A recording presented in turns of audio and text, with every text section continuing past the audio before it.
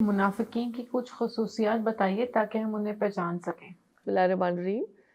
सूरह तौबा की है आयत नंबर 67 और 68।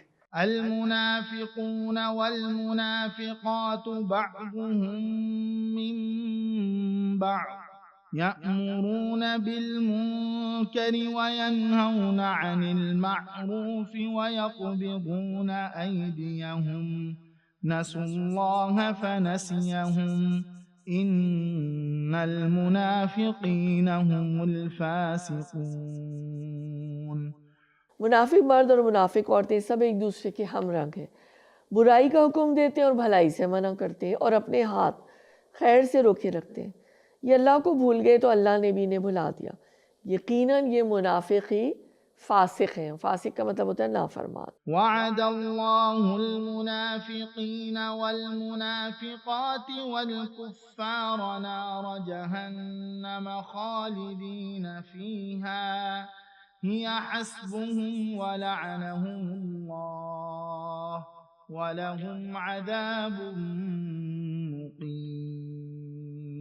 इन मुनाफिक मर्दों और औरतों और काफरों के लिए अल्लाह ने आतिश दोज़ख का वादा कर लिया है जिसमें वो हमेशा रहेंगे।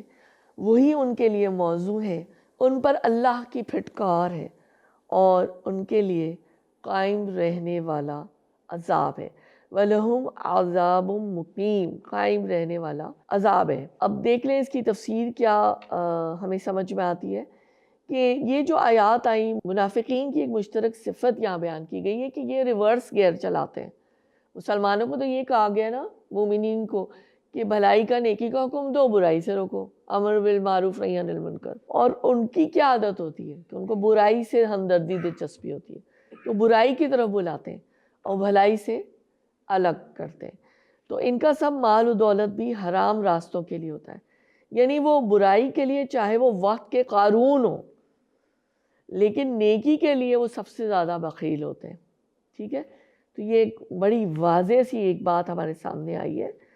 तफसीर इब्न कसीर में देख लेते हैं कि मुनाफिकों की खसलतें मोमिनों के बिल्कुल बरखिलाफ, जैसे भी हमने समझ लिया कि मोमिन क्या करते हैं, ज़िक्र इलाही में मशगूल होते हैं। मुनाफिक याद इलाही भुलाए रखते हैं।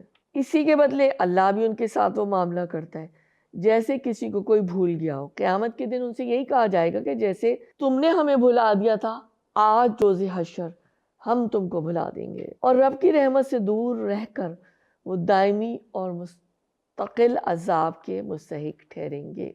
हज़रत अबू सईद खुदरी रज़ी अल्लाह ताला अन्हु से रवायत है कि रसूलुल्लाह सल्लल्लाहु अलैहि वसल्लम के अहद में कुछ मुनाफिकीन ऐसे थे कि जब नबी सल्लल्लाहु अलैहि वसल्लम किसी जंग के लिए तशरीफ़ ले जाते तो वो पीछे रह जाते और रसूलुल्लाह सल्लल्लाहु अलैहि वसल्लम की मुखालफत में अपने पीछे रह जाने पर खुश होते।